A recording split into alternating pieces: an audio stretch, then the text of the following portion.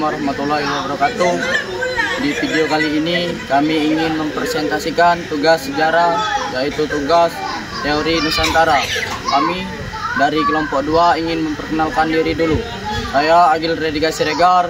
Saya Arjun Putra. Saya Taranita Trisyamansyah. Saya Dipa Aprilia. Saya Tegar Sakti Utama. Materi yang pertama akan dijelaskan oleh Dipa Aprilia. Pengertian teori Nusantara. Teori Nusantara adalah salah satu teori dalam persebaran manusia yang ada di Indonesia, di mana teori ini mengatakan bahwa asal-usul manusia yang menghuni wilayah Nusantara ini tidak berasal dari luar, tapi mereka sudah hidup dan berkembang di wilayah Indonesia itu sendiri. Ini juga didukung oleh sarjana-sarjana seperti J. Crawford, K. Hemley, Sultan Takdir, Alice Jahbana, dan Gorskraf. Namun, tampaknya teori yang satu ini kurang populer dan kurang banyak diterima oleh masyarakat. Dasar teori Nusantara sendiri yaitu A. K. Hemley tidak setuju dengan pendapat yang mengungkapkan bahwa bahasa Melayu serumpun dengan bahasa Campa atau Kampuche. B. Manusia kuno Homo soloensis dan Homo wajakensis yang ada di Pulau Jawa. Penemuan manusia kuno ini di Pulau Jawa menunjukkan bahwa ada kemungkinan orang Melayu keturunan dari manusia kuno tersebut, yaitu berasal dari Pulau Jawa. C. Bahasa yang berkembang di Nusantara adalah rumpun bahasa Austronesia, memiliki perbedaan yang sangat jauh dengan bahasa yang berkembang di Asia Tengah, yakni bahasa Indo-Eropa. Dan ada juga kelemahan teori Nusantara. Kelemahan teori Nusantara, walaupun sudah banyak bukti yang mendasari teori Nusantara ini, namun teori ini masih mempunyai beberapa kelemahan. Para ahli yang mendukung teori lain menemukan beberapa peninggalan yang menguatkan bukti bahwa bangsa Indonesia berasal dari luar Indonesia.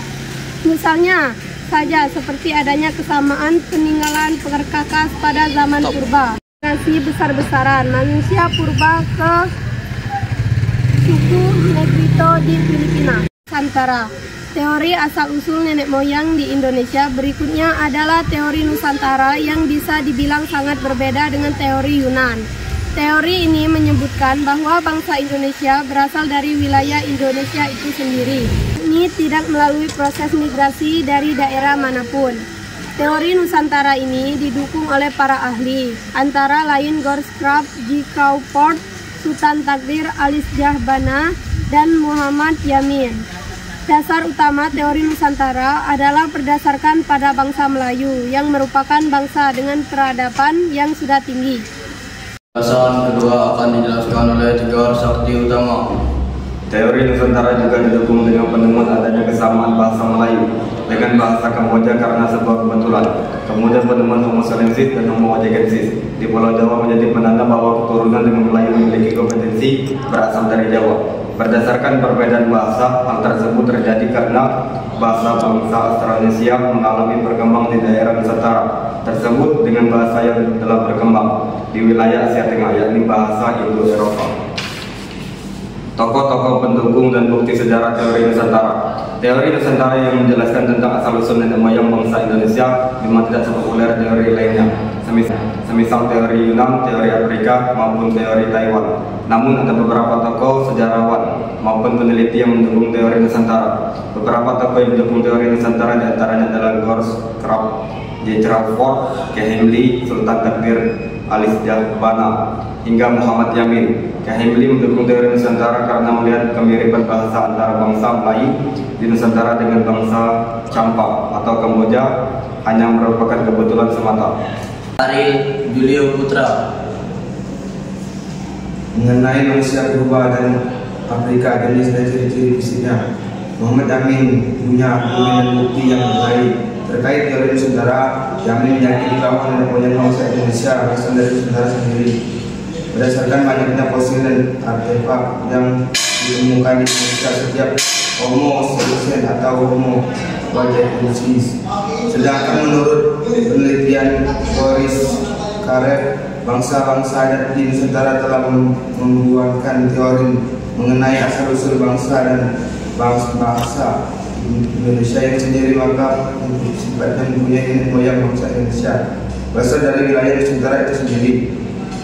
Menggunakan sudut pandang tersebut, Gorsi Karab berusaha menampilkan argumen bahwa nenek moyang Nusantara berasal dari wilayah-wilayah di luar Kepulauan Nusantara itu sendiri. Kompas. Indonesia adalah negara yang dikenal dengan keragaman mulai dari suku, agama, bahasa, dan budaya. Dan setidaknya 5 teori yang menjelaskan mengenai asal-usul keberagaman ini. Salah satunya adalah teori Nusantara. Bukti sejarah. Menurut teori Nusantara, nenek moyang bangsa Indonesia berasal dari Indonesia sendiri, bukan dari luar. Penjelasan yang terakhir akan dijelaskan oleh Taramita. Adapun bukti sejarah teori Nusantara adalah memiliki perabatan tinggi.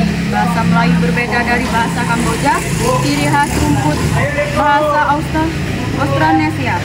Penemuan fosil manusia purba memiliki peradaban tinggi. Dasar utama teori Nusantara berdasarkan pada bahasa Melayu, yang merupakan bahasa dengan peradaban yang sudah tinggi. Teori Nusantara adalah salah satu teori dalam persebaran manusia yang ada di Indonesia, di mana teori ini mengatakan bahwa asal-usul manusia yang menghuni wilayah Nusantara ini tidak berasal dari luar, tapi mereka sudah hidup dan berkembang di wilayah Indonesia itu sendiri. Manusia purba dikenal juga dengan sebutan Homo erectus, dan Homo erectus berarti manusia yang berjalan tegak. Semua fosil Homo erectus yang ada memiliki tingkat tegaknya yang tidak dijumpai pada Simensis australopithecus jenis manusia kera. Ujar. Sekian presentasi dari kelompok 2 SMA Taruna Indonesia. Jangan lupa like, comment, and subscribe. Saya akhiri. Wassalamualaikum warahmatullahi wabarakatuh. Dadah. Dadah guys. Dadah.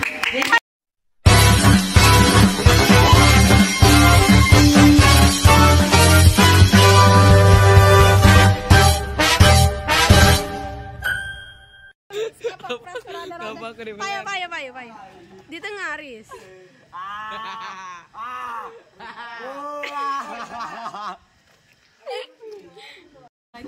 Ulang. Yang bener. Hah?